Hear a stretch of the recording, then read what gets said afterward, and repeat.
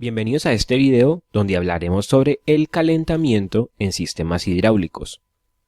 El contenido de este video lo vamos a dividir en 4 puntos.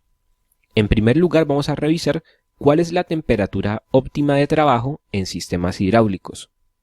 En segundo lugar, cuáles son las consecuencias del exceso de calor. En tercer lugar, cuáles son las causas del calentamiento en sistemas hidráulicos. Y por último, cómo minimizar el calentamiento. Vamos a empezar con el primer punto, que es la temperatura de trabajo. El rango de temperatura óptimo recomendado por Parker para el aceite mineral se encuentra entre 30 y 70 grados Celsius. Este rango de temperatura óptimo se debe a la viscosidad del aceite, ya que Parker para el aceite mineral recomienda una viscosidad entre 20 y 40 milímetros cuadrados sobre segundo. Esto lo podemos ver en esta gráfica, en la cual tenemos en el eje X la temperatura en grados Celsius y en el eje Y la viscosidad en milímetros cuadrados sobre segundo.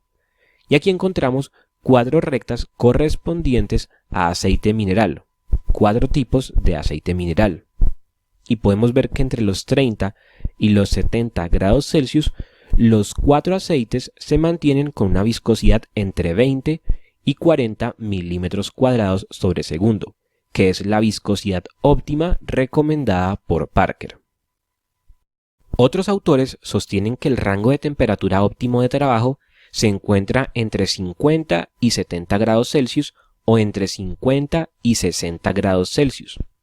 Pero podemos ver que esto depende del tipo de aceite y de la viscosidad óptima que posea ese tipo de aceite.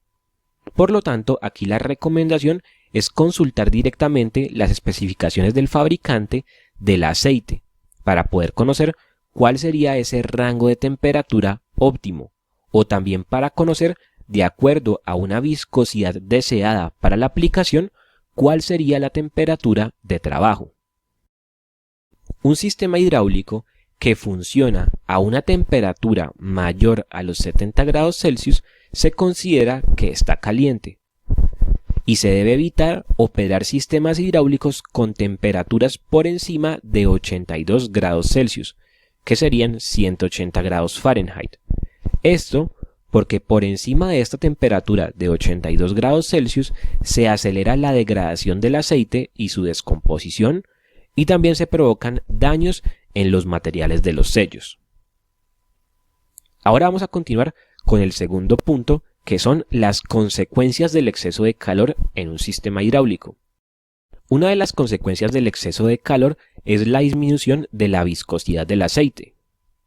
El aceite, al disminuir su viscosidad, fluye más fácilmente, lo que genera un aumento de las fugas en los diferentes componentes del sistema hidráulico, como lo son las bombas, los motores y los cilindros.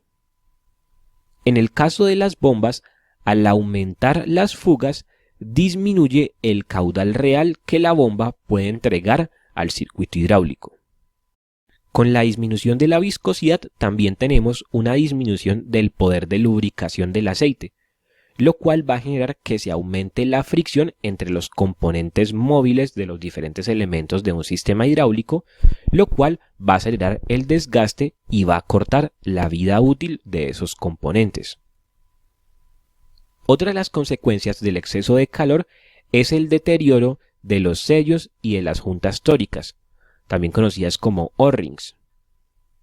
Estos elementos, al ser enfrentados a altas temperaturas, pierden su poder para generar estanqueidad y por lo tanto van a dar lugar a un aumento de las fugas. Otra de las consecuencias del exceso de calor es la degradación del aceite. A altas temperaturas se produce una oxidación que desencadena una serie de reacciones químicas que descomponen y degradan el aceite.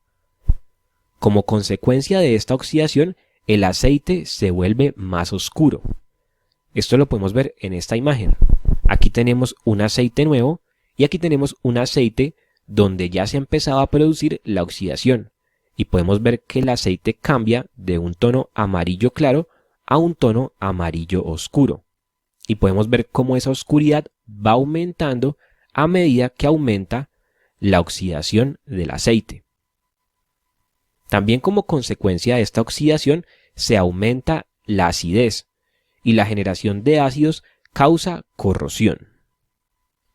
También a altas temperaturas y como producto de la oxidación tenemos la formación de depósitos de lodo y de barniz, y estos depósitos circulando por todo el sistema hidráulico pueden llegar a atascar elementos como los carretes de las válvulas direccionales. Los fabricantes de aceite para sistemas hidráulicos confirman que la tasa de oxidación es baja por debajo de los 85 grados Celsius, pero se duplica por cada 10 grados Celsius que se eleva la temperatura.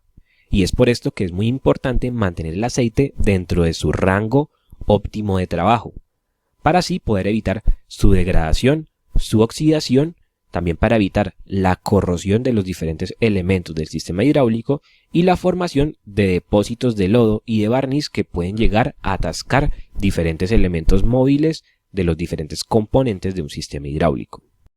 Ahora vamos con el tercer punto, en el cual revisaremos las causas de calentamiento en un sistema hidráulico. Una de las principales causas de calentamiento es la presencia de restricciones. Con restricciones nos referimos a todos aquellos elementos que opongan una resistencia al paso del aceite hidráulico. Podemos tener restricciones en cuanto a flujo, producidas por válvulas de control de flujo, o restricciones en cuanto a presión, producidas por válvulas de control de presión. Entonces la presencia de restricciones la podemos ver en válvulas reguladoras de caudal, válvulas reguladoras de presión, válvulas de seguridad, válvulas de secuencia, entre otras. Todos estos tipos de válvulas, al oponer una resistencia al paso del fluido, van a generar pérdidas de potencia en el circuito, y todas estas pérdidas de potencia se convierten en calor. Esto no quiere decir que entonces vamos a eliminar estos tipos de válvulas de un sistema hidráulico para poder minimizar la generación de calor en ese sistema, ya que estos tipos de válvulas son muy importantes para obtener ciertas funciones dentro del diseño de un sistema hidráulico. Y con esto vamos al siguiente punto, en el cual es muy importante entender que existen circuitos en los cuales el calentamiento del aceite es inevitable. Puede ser porque tenemos presencia de estos tipos de válvulas o porque la propia máquina, con su ciclo de trabajo ordinario, hace que se eleve la temperatura. Otra de las causas de calentamiento son las ineficiencias del sistema hidráulico. En un sistema hidráulico tenemos una potencia de entrada y una potencia de salida, y teóricamente la potencia de entrada debe ser igual a la potencia de salida. Sin embargo, esto en la realidad no sucede, ya que vamos a tener ciertas pérdidas de esa potencia de entrada. Y todas las pérdidas de la potencia de entrada se convierten en calor. Podemos tener pérdidas de potencia en elementos como la bomba, en las diferentes válvulas, en las tuberías, en los actuadores, en cilindros, en motores, entre otros. En algunos casos, las pérdidas de potencia en los diferentes elementos del sistema hidráulico son inherentes al mismo sistema hidráulico y por lo tanto ese calentamiento sería inevitable. Pero en la mayoría de los casos, las pérdidas de potencia son producto de un mal diseño del circuito o de una mala selección de los componentes. Algunos ejemplos de ineficiencias producto de un mal diseño o de una mala selección son las tuberías demasiado delgadas o demasiado largas, las tuberías con demasiados cambios de dirección, bien sea dobleces o giros bruscos, y las tuberías con reducciones muy bruscas de diámetro, que van a contribuir a las pérdidas de potencia y por lo tanto al calentamiento del sistema hidráulico. También tenemos la cavitación, que es la formación rápida de burbujas de aire en el fluido hidráulico y su implosión. Y también la aireación, ya que el aire que se cuela a través de puntos de fuga de la bomba o puntos de fuga de las conexiones de las tuberías, al ser comprimido se calienta.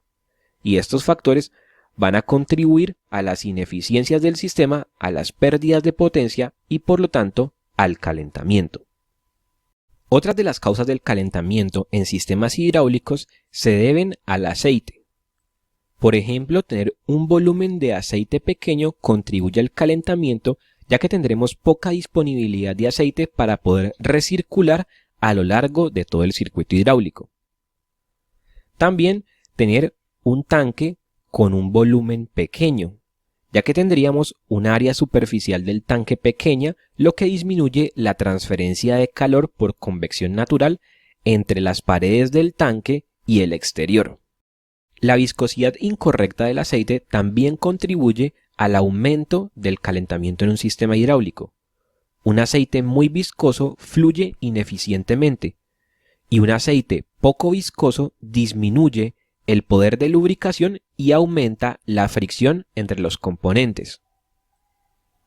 La contaminación del aceite también suele provocar calentamiento, ya que la suciedad, impurezas, sedimentos y la presencia de agua en el aceite van a provocar acumulación de calor.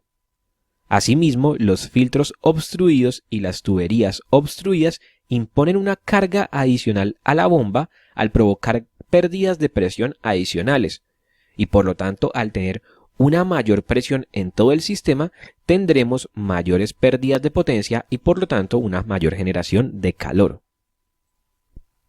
Por último, tenemos los factores ambientales. Una alta temperatura del ambiente o una alta temperatura del entorno operativo pueden ser una causa del calentamiento del sistema hidráulico. Teniendo en cuenta estas causas del calentamiento en sistemas hidráulicos, para terminar veremos algunas formas que nos permiten minimizar el calentamiento. La primera forma es instalar un tanque de aceite de mayor tamaño. Cambiar un tanque pequeño por uno de mayor tamaño, ya que esto incrementa el área superficial que se encuentra en transferencia de calor por convección natural con el medio exterior, con los alrededores. Y esto hará que la temperatura del aceite disminuya un poco. También podemos incrementar el nivel de aceite disponible en el circuito. En este nuevo tanque de mayor tamaño podemos adicionar mayor aceite, incrementamos la disponibilidad de aceite para poder recircular por todo el circuito y por lo tanto se disminuye un poco la temperatura. En caso de que no podamos poner un tanque de mayor tamaño, sino que tengamos que utilizar ese tanque pequeño, podemos también adicionar más aceite a ese tanque para poder minimizar el calentamiento. En el caso de que no podamos aumentar el tamaño del tanque y tampoco podamos incrementar el nivel de aceite disponible en el circuito, entonces podemos recurrir a la tercera forma para minimizar el calentamiento, que es instalar el tanque en un área ventilada, lejos de paredes, gabinetes, consolas, máquinas o espacios cerrados, y si es posible, expuesto a corrientes de aire, ya que esto va a incrementar la tasa de transferencia por convección. Otra forma para minimizar el calentamiento es descargar la bomba a tanque a presión reducida en los tiempos muertos del ciclo de trabajo. Con tiempos muertos me refiero a aquellos momentos en que los actuadores del sistema hidráulico, como lo son cilindros y motores, no se encuentran en movimiento. Esta descarga de la bomba a tanque a presión reducida se puede lograr por medio de la implementación de un circuito de venteo, también conocido como venting. Esto lo estuvimos estudiando en videos anteriores que se encuentran aquí en el canal, que se los voy a dejar abajo en la descripción de este video o también se los dejo por aquí en unas tarjetas.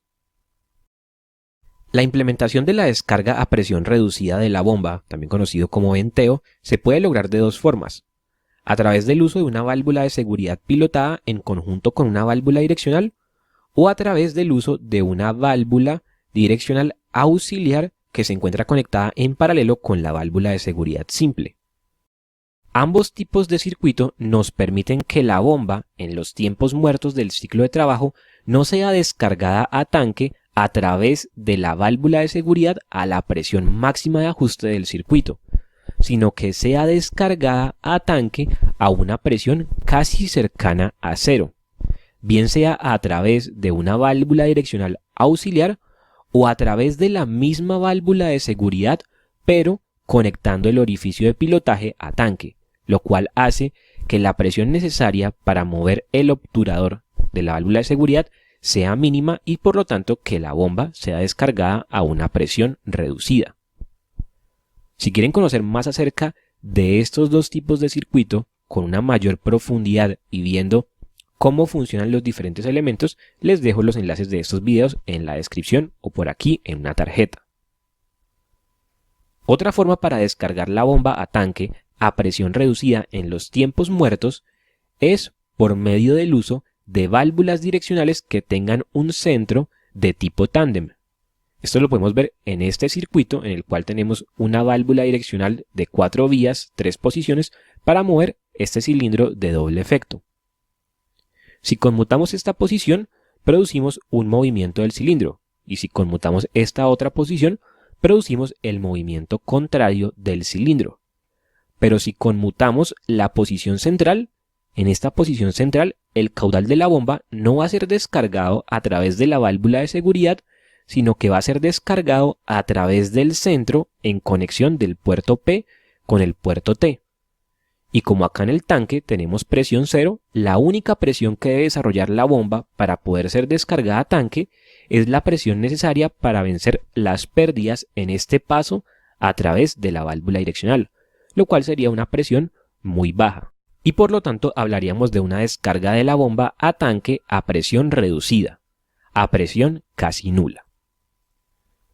En los sistemas hidráulicos, la válvula de seguridad es encargada de establecer la presión máxima disponible en el circuito. Y en algunas ocasiones podemos tener que el ajuste de la válvula de seguridad se realizó demasiado alto. Entonces, una recomendación para minimizar el calentamiento es ajustar la válvula de seguridad al nivel más bajo posible en el cual la máquina pueda realizar su trabajo satisfactoriamente y con esto obtener menores pérdidas de potencia y por lo tanto menos calor en el sistema.